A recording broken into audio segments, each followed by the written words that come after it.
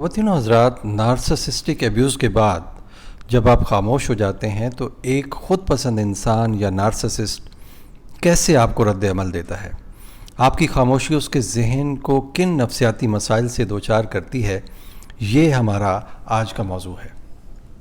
خواتین و حضرات، کبھی آپ نے خود کو کسی ایسے رشتے میں پایا ہے جہاں آپ ہر بات سمجھانے کی کوشش کرتے رہے، ہر بات پر آپ پریشان ہوتے رہے، ہر بات پر وضاحت دیتے رہے کہ شاید سامنے والا آپ کا درد سمجھے، آپ کی سچائی پہچانے، آپ کی خاموشی کو پڑھنا سیکھے، لیکن ایک دن پھر آپ کے اندر کچھ ٹوٹ جاتا ہے اور آپ خاموش ہو جاتے ہیں۔ آپ فیصلہ کر لیتے ہیں کہ بس اب مزید نہیں بولنا، مزید نہیں سمجھانا، مزید اس شخص کی ایبیوز کا شکار نہیں ہونا، اور آپ اس کی زندگی سے نکل جاتے ہیں۔ نہ لڑائی، نہ کوئی صفائی، بس ایک گہری خاموشی، ایک گہرا سناٹا آپ اپنے اندر طاری کر لیتے ہیں۔ لیکن دوسری طرف حیرت کی بات ہے کہ یہ سناٹا، یہ خاموشی جو اتنی گہری ہوتی ہے کہ دوسرے شخص کو چیخوں سے بھی زیادہ محسوس ہونے لگتی ہے۔ جی ہاں، یہ حیرت کی بات ہے۔ آپ کی خاموشی اس کے لیے پریشان کن ہے، اور تب ایسے لوگوں کا ایک اور چہرہ آپ کے سامنے آنے لگتا ہے۔ نارسسسٹ اب آپ کو یاد کرنا شروع کر دیتا ہے، لیکن جو وہ آپ کے ساتھ کر کے نکلا ہوتا ہے اس کی وجہ سے اسے واپسی کی کوئی راہ نظر نہیں آتی۔ وہ آپ پر اپنی گرفت کو یاد کرتا ہے۔ وہ سوچتا ہے کہ آپ اس کے لیے کتنے ہلکان ہوتے تھے، اور جب وہ دیکھتا ہے کہ آپ اس سے اب نہ کسی رابطے میں ہیں، نہ اب آپ اس سے لڑ رہے ہیں، نہ بات چیت کر رہے ہیں، نہ اپنی صفائی دے رہے ہیں، تو اس کا کنٹرول آپ پر ٹوٹنے لگتا ہے۔ تو پہلا رد عمل جو نارسسسٹ کی طرف سے آتا ہے وہ کوئی جعلی بحران پیدا کرتا ہے، یعنی اچانک کوئی ہنگامی صورتحال بنا دے گا اپنے لیے، یا غائب ہو جائے گا، منظر سے ہٹ جائے گا، 15-20 دن کے لیے پتہ ہی نہیں کہاں چلا گیا، دور کسی دوست کے پاس چلا جائے گا، اور پیچھے دنیا اسے ڈھونڈتی پھرے گی۔ ایسے لوگ پھر اپنا فون بند کر دیتے ہیں، بیمار ہو جائیں گے، کسی مسئلے کا شکار ہو جائیں گے، بتائیں گے کہ وہ کسی خطرے سے دوچار ہیں۔ اصل میں تو وہ آپ کو خطرہ لگے گا، لیکن حقیقت میں ایسا کچھ نہیں ہوگا۔ دراصل یہ سب ڈرامے ہوتے ہیں۔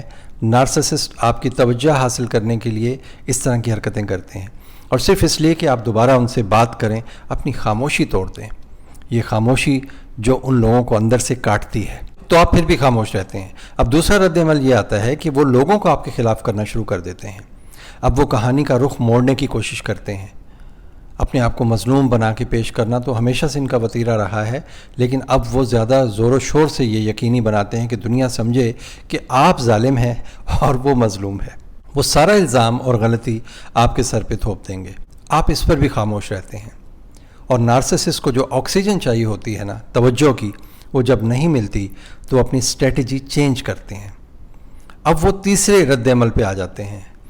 اب وہ آپ کی تصویروں اور سوشل میڈیا پوسٹ کے اوپر کمنٹس کریں گے، کسی دوست کے سامنے تعریف کریں گے، اور ایسے جیسے ان میں پرانی محبت جاگ اٹھی ہو۔ اور اگر آپ کسی مشکل میں ہیں، کسی حادثے یا سانے سے گزر رہے ہیں، تو آپ کو پرسہ دینے بھی پہنچ جائیں گے، لیکن آپ پھر بھی خاموش رہتے ہیں، کیونکہ آپ جانتے ہیں کہ یہ سب ایک جال ہے، آپ کو ایک بار پھر قابو کرنے کی کوشش کی جا رہی ہے۔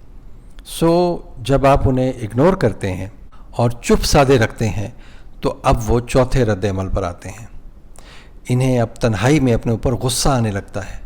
آپ کی طرف سے دروازے بند ہونے کے بعد وہ اب دیواروں کو مکے مارتے ہیں، چیزیں توڑتے ہیں، آپ کا نام سنتے ہی یا آپ کا نام لے کر گالیاں دیتے ہیں، کیونکہ انہیں اب یقین نہیں آ رہا ہوتا کہ اتنا عرصہ گزر جائے اور اب آپ ابھی تک ان کی دسترس میں نہیں ہیں۔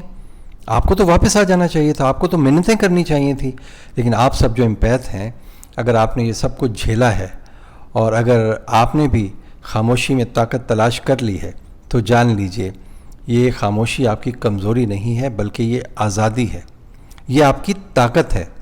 اور اگر آپ آج خاموش ہیں تو صرف اس لیے کہ آپ نے سمجھ لیا ہے کہ ہر بات کا جواب دینا ضروری نہیں، اور کبھی کبھی خاموشی ہی آپ کا سب سے بڑا ہتھیار اور آپ کا جواب اور آپ کی طاقت ہوتی ہے، اور اسی میں آپ کی عافیت بھی ہے۔